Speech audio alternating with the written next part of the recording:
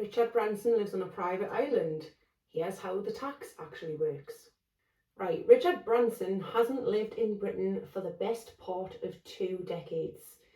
He lives on Necker, his own island in the Caribbean, as if nobody knew. There's no income tax, no capital gains tax, and no inheritance tax.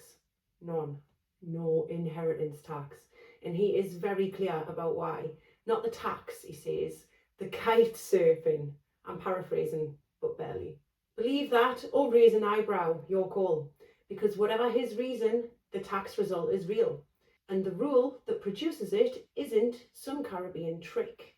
It's a piece of UK law written down, open to any British company owner who's serious enough to use it, including you. Quick one, while you're here, yes or no in the comments. Have you ever seriously looked at leaving, not daydreamed about it, actually priced it? I want to know who I'm talking to. Yes or no in the comments. Because if you've ever looked at a tax bill and thought about leaving, this is the video that tells you what actually switches off the UK tax, what it genuinely costs you, and the catch that follows you out the door for years. Subscribe. This channel explains what the wealthy really do legally every week. A like before you go helps it reach the people wondering the same thing. Branson bought Necker in the late 70s when he was 29 as an uninhabited rock on the edge of the British Virgin Islands. Decades later, around 2006 or 2007, he moved there for good. And his net worth, take this loosely because these lists move daily, but it sits somewhere around $2.8 billion. The point is the scale. A global business empire. Income from all over the planet. He has his own line on why he left, word for word. Joan and I did not leave Britain for tax reasons, but for our love of the beautiful British Virgin Islands. He says he could look after his health there, kite surfing, tennis, the lot. So I'll take him at his word, because honestly, his motive doesn't change the tax one bit. The rule works the same whether you left for the beaches or the bill. So here's the mechanism, and this is the bit the internet gets wrong. It's not that the British Virgin Islands have no tax, it does, but plenty of places have no tax, and living in one of them on its own saves you precisely nothing if you're still a UK resident, because the UK taxes its residents on their worldwide income, every pound earned anywhere, no matter where you bank it. The saving comes from one thing. He's no longer a UK tax resident. Once you genuinely stop being UK resident, the UK stops taxing your worldwide income.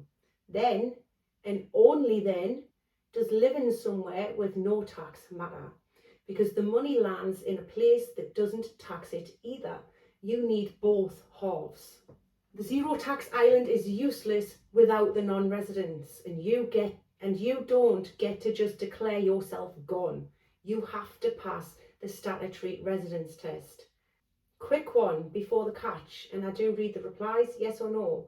If it was fully legal and costs you nothing, would you actually leave the UK? Just yes or no. I just want to know the split. I just want to know who I'm talking to and how many people are actually going. This is the part that island photos never show you. There are hard rules and they don't care how nice your beach is. Broadly, if you've been UK resident recently, you have to keep your time in the UK under about 16 days. That is the max to be safe. 16 days. That's a fortnight and a bit in the country you grew up in. And HMRC counts the midnights, not the days, the midnights, where you slept night by night like you're 6 and they're checking you didn't sneak out. The difference is miscount at 6 and you get told off. Miscount here and the bill has 7 figures in it. And it isn't only days, it's ties. A home here that's available to you, family here, work here, a history of 90 plus days in the recent years. The more you keep, the fewer days you're allowed, which is why Branson genuinely lives on the island. It's a real life abroad, not a postal address. Then come the catches that everyone forgets.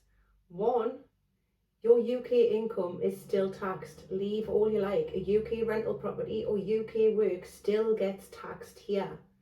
Leaving protects your foreign income, not your British base. 2, the inheritance tax tail. If you've lived in Britain for years, your worldwide estate stays inside UK inheritance tax for up to 10 years after you've gone. The income tax stops the day you genuinely leave. The 40% on the estate follows you for up to a decade. And here's the part that actually matters for you. When Branson left, escaping inheritance tax was about domicile, the old system. Since April 2025, it's about residence, and that estate tail is up to 10 years. So leaving got slower, not faster. He went under the gentler rules. You'd be going under the stricter ones. 3, don't come back too soon. Sell up, leave, pop back inside 5 tax years, and gains you made while away can get pulled straight back into UK tax. The move has to be real. I keep saying it has to be real and it has to last. So why does this hold up for Branson when others try it and get dragged back? Because it's real. He genuinely left and he genuinely lives there. There's no trick to unpick because there isn't a trick. He didn't keep a foot in both camps. He actually went and he stayed gone. And that's the lever for you, a UK company director. The single biggest tax decision you'll ever make isn't a clever scheme inside the company, it's where you're tax resident. That one switch decides whether the UK taxes your worldwide income at all. But I'll be straight with you, because that's the job. The lever comes with a price tag. You have to actually leave. You lose UK reliefs. Your UK income stays taxed and the inheritance tail follows you out. Same rules Branson used. The only real question is whether the life that comes with them is one you actually want. And one last thing, because nobody says it, Branson didn't just read the rules first. He read them when they were kinder. He left in 2007 under the old domicile system when a clean break was quicker. The income side still works exactly the same today, but the inheritance exit got slower in April 25. This April, they shut the old leave, empty the company, come back route, and next April, pensions get dragged into the estate as well. The method hasn't changed, the timing has. Every year you sit on it as a long-term resident, your exit tail gets longer, and the rule book only ever moves one way. The Treasury has exactly one consistent policy on people leaving. Whichever door you head for, the lock gets changed while you're walking towards it. So the takeaway, it isn't about the island and it isn't about Branson's reasons. It's about one rule, residence.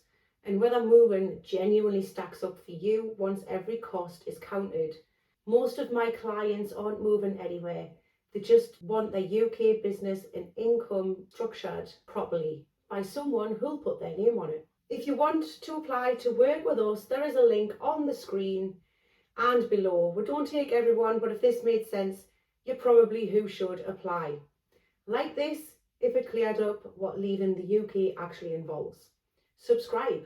There's a famous name in a real tax story every week. And tell me honestly, yes or no, would you leave?